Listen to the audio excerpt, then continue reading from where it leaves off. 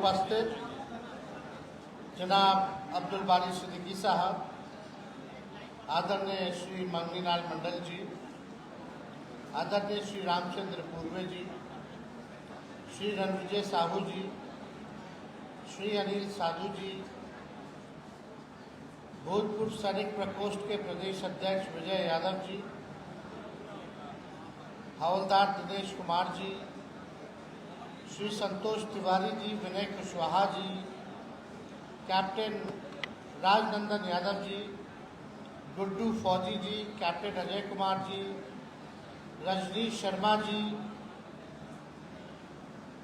अनुज कुमार जी, लक्ष्मी यादव जी, राकेश जी, धर्मेंद्र जी, रंजीत जी, आनंद जी, भगवान साहब, राम लखन यादव जी, परमानंद यादव और जितने भी हमारे भूतपूर्व सैनिक यहाँ बिहार भर से उपस्थित हैं, उन सबका आज के कार्यक्रम में अभिनंदन करते हैं। आप सब लोगों का स्वागत करते हैं और बड़ी खुशी की बात है कि ये कार्यकर्ता सम्मेलन जो है रखा गया है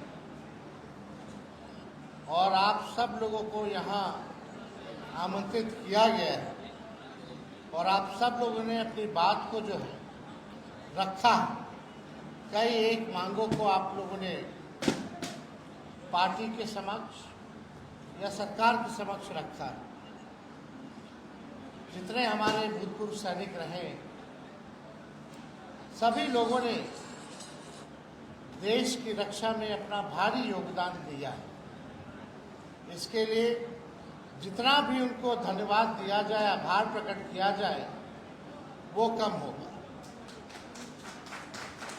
देश की सुरक्षा के लिए यही सैनिक जो है, जवान जो है, बलिदान देते हैं, भारत माता की रक्षा करते हैं। और अगर हम लोग आम आदमी, देश का हर एक नागरिक अगर आराम से चैन की नींद अगर सोता है तो उसमें हमारे सैनिकों का बड़ा भारी योगदान है।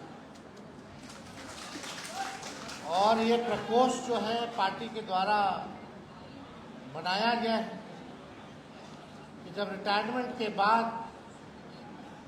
जो फौजी भाई हैं उन सबको जोड़ा जाए ताकि उनकी बात को, उनकी मांग को मजबूती मिले।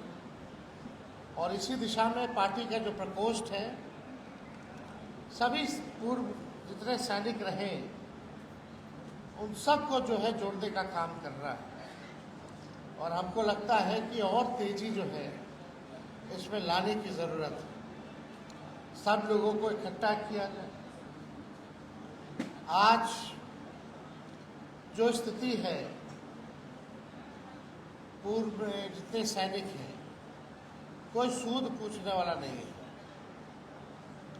वैसे में अगर आप लोग एकजुट रहिएगा तो एकता में ताकत है। आप लोगों की संख्या अच्छी खासी है बिहार में, तो आपकी बातों को लोग जो है ध्यान देंगे, गौर करेंगे। इसलिए महत्वपूर्ण है कि आप सब लोग जो है एकजुट रहिए और अपनी बातों को एक साथ रखने का काम कीजिए, ताकि कोई भी पॉलिटिकल पार्टी हो या सरकार हो, उसका ध्यान जो है उन सभी लोगों पर जाएगा। और आप सब लोगों की जो मांगे हैं, हम लोग जिला में सैनिक कल्याण बोर्ड प्रत्येक जिला में होना चाहिए, इसका हम समर्थन करते हैं। और सरकार से भी आग्रह है कि जल्द से जल्द जो है इसकी शुरुआत की जाए। लेकिन ये सरकार जाने वाली है। आप सब लोगों को इतना भरोसा दिलाते हैं, जब हम लोगों की सरकार बनेगी तो सैनिक कल्याण बोर्ड हर जिला में हम लोग जो है गठन करने का काम करेंगे। और यही नहीं, सैनिक आयोग का भी हम लोग जो है गठन करवाने का काम करेंगे, ताकि सैनिक आयोग होगा तो उसमें आपकी बातें, आपकी चिंताएं आयोग द्वारा जो है दूर की जाएगी। तो ये बेहद ज़रूरी है कि आयोग का जो है गठन हो। और उससे अलावा और भी जो आप लोगों की मांगे हैं, हम चाहेंगे कि प्रकोष्ठ के प्रदेश अध्यक्ष को दे दिया जाए और उस पर हम लोग गंभीरता से विचार करते हुए हम सब लोग जो है मांगों को देखते हुए अपने घोषणा पत्र में भी उसको इंक्लूड करने का काम करेंगे और आप लोगों की बातों को रखा जाएगा। और भी जो मांग होगा आप लिखित में दे दीजिएगा, उस पर हम लोग गौर करेंगे। अभी जो तनाव चल रहा था सीमा पर पाकिस्तान और भारत का, भारत की सेना ने बड़ी बहादुरी दिखाई और पाकिस्तान और आतंकवादियों को मुंहतोड़ जवाब दिया। और इस युद्ध में जो हमारे सैनिकों ने जो बलिदान दिया, जब उनका पार्थिव शरीर आया तो वहाँ भी हम लोग गए, हम लोगों ने सलामी दी। कई परिजनों से हमारी अलग अलग जगह जा कर के उनसे मुलाकात हुई। पार्टी के द्वारा जो है हम लोगों ने आर्थिक मदद भी दिया है। इस दौर में जो सैनिकों की जिन्होंने शहादत दी है उनके परिजनों और परिवार के साथ पार्टी जो है मजबूती के साथ खड़ी है और हम लोग सदैव जो है खड़े रहेंगे। बस आप सब लोगों से अंत में इतना कहेंगे कि आप सब लोग एकजुट होइए और आने वाला जो हम बिहार के लोग जो है बदलाव चाहते हैं। 20 साल पुराना जो खटारा सरकार है, अब बिहार की जनता उससे पीछा छुड़ाना चाहती है। आप लोग आइए, लालू जी और राष्ट्रीय जनता दल के हाथ को मजबूत कीजिए और मिल करके हम लोग एक नया बिहार बनाने का काम करते हैं जहाँ सबकी बात होगी, सबके कल्याण की बात होगी, तरक्की की बात होगी।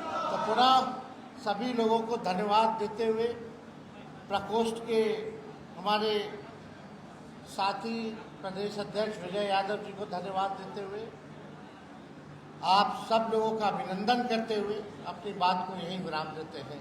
बहुत बहुत धन्यवाद। जय हिंद, जय बिहार। नमस्कार, मैं हूं उसमें सराफ और आप देख रहे हैं ट्रेंडिंग न्यूज। चिराग पासवान का बड़ा ऐलान सामने आया है। लोक जनशक्ति पार्टी रामविलास के नेता चिराग पासवान ने घोषणा की है कि उनकी पार्टी आगामी विधानसभा चुनाव में बिहार की सभी 243 सीटों पर चुनाव लड़ेगी। इसका असर ये है, पहली बात तो कि शिक्षा, बेरोजगारी और अपराध ये गया का मुद्दा नहीं है, ये तो पूरे बिहार का मुद्दा है। उसमें गया में भी प्रमुखता में है। आपने कहा कि इसका क्या असर पड़ा। असर ये है कि पहली बार बिहार में चुनाव के 3 महीना पहले चर्चा क्या हो रही है कि भाई पलायन कैसे रुकेगा।